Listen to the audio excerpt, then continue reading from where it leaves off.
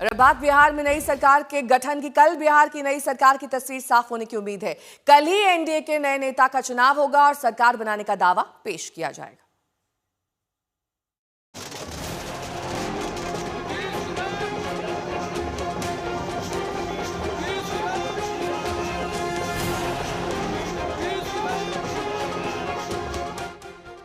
न हार जीत का सस्पेंस बचा है, न सत्ता का सस्पेंस। विरोधी बुरी तरह पराजित होकर बिखर रहे हैं तो दूसरी तरफ जीत के जश्न में डूबा एनडीए अब सरकार गठन की ओर कदम बढ़ा चुका है।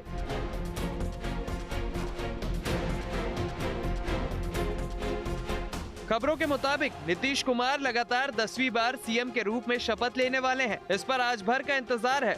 बुधवार को पटना में एनडीए की अहम बैठक होने वाली है। उस मीटिंग में विधायक दल के नेता के रूप में नीतीश के नाम पर मुहर लग जाएगी। दल की बैठक निर्धारित होगा और उसमें जो है फिर हम लोग विधिवत नेता का चयन कर लेंगे। मतलब नीतीश कुमार ही विधिवत, वही तो इसलिए मैंने विधिवत मतलब नीतीश कुमार जी पर कोई संदेह तो अब नहीं है। उन्हीं को होना है, इसलिए तो खाली विधिवत करना है। मतलब नीतीश जी की चयन की औपचारिकता आप लोग पूरी औपचारिकता पूरी। नीतीश कुमार मुख्यमंत्री हैं, रहेंगे तो बार बार हम बोल चुके हैं और फाइनल है, नीतीश जी मुख्यमंत्री बनेंगे। नीतीश के नाम पर कोई शक नहीं है, लेकिन डिप्टी सीएम कौन होगा? बीजेपी क्या इस बार किसी नए चेहरे को डिप्टी सीएम के लिए मौका देगी या सम्राट चौधरी और विजय सिन्हा ही दोबारा कुर्सी संभालेंगे? डिप्टी सीएम का सर क्या समाजी जी? अब ये तो नेता बताएंगे, हम लोग इसमें कुछ नहीं कर सकते। नीति निर्णायकों में हम नहीं हैं, इसलिए नीति निर्णायक जो हैं वो लोग बात करेंगे। डिप्टी सीएम तो बनेंगे ही, निश्चित है कि 2 बनेंगे या 3 बनेंगे, कहा नहीं जा सकता, लेकिन 2 तो निश्चित बनेंगे। पहले कहा जा रहा था कि नीतीश कुमार सोमवार को राज्यपाल से मिलकर इस्तीफा दे देंगे, लेकिन उन्होंने ऐसा नहीं किया। कैबिनेट की बैठक के बाद वे राज्यपाल से मिले, लेकिन सिर्फ इस बात की सिफारिश की कि 19 नवंबर से 17वीं विधानसभा को भंग किया जाए। प्रभाव से 19 तारीख के प्रभाव से वर्तमान विधानसभा को विघटित करने की अनुशंसा कैबिनेट ने की है, जो मुख्यमंत्री जी के माध्यम से मुख्यमंत्री जी के द्वारा अभी महामहिम को दे दिया गया। अब खबर है कि बुधवार को ही नीतीश कुमार सीएम पद से इस्तीफा देंगे और लगे हाथ नई सरकार के लिए अपना दावा भी पेश कर देंगे। दूसरी ओर एनडीए के सहयोगियों में मंत्री पद के बंटवारे को लेकर मंथन तेज है। सोमवार की शाम ही जेडीयू के कार्यकारी अध्यक्ष संजय झा और ललन सिंह दिल्ली पहुंच गए। उम्मीद है कि दोनों नेता बीजेपी के शीर्ष नेताओं से मुलाकात करेंगे, जिसमें सरकार गठन को लेकर अहम बातें हो सकती हैं। दिल्ली से लेकर पटना तक एनडीए खेमा सरकार गठन की जोर शोर से तैयारी कर रहा है। एक दिन पहले ही डिप्टी सीएम सम्राट चौधरी के सरकारी आवास 5 देश रत्न मार्ग पर बीजेपी नेताओं की बैठक हुई। इस बैठक में दिलीप जायसवाल, भीखू भाई दलसानिया, नितिन नवीन, नित्यानंद राय समेत कई नेता मौजूद रहे। माना जा रहा है कि बीजेपी नेताओं ने शपथ ग्रहण समारोह की तैयारी और मंत्रिमंडल के चेहरों पर चर्चा की।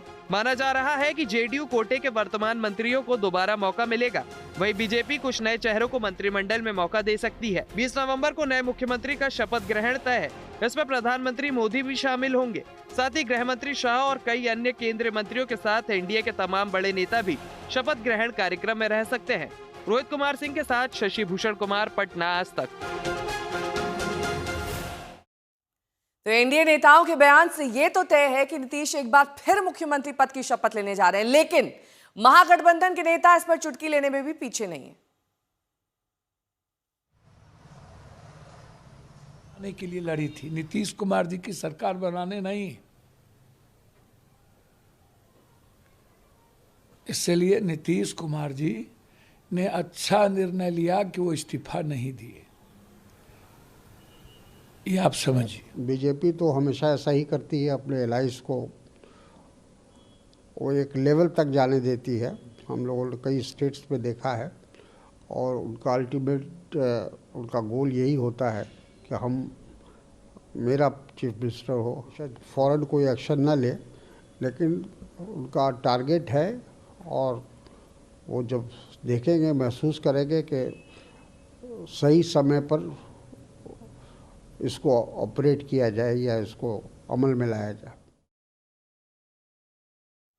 शशि भूषण मेरे सहयोगी जुड़ गए हैं तमाम जानकारी के साथ। शशि भूषण, विपक्ष तो ये कह ही रहा है कि नीतीश दरअसल बीजेपी के लिए मजबूरी है, लेकिन जो ये विघटन 19 नवंबर को होने वाला है, इसकी डिटेल जानकारी क्या आ रही है? 2 ही डिप्टी सीएम होंगे?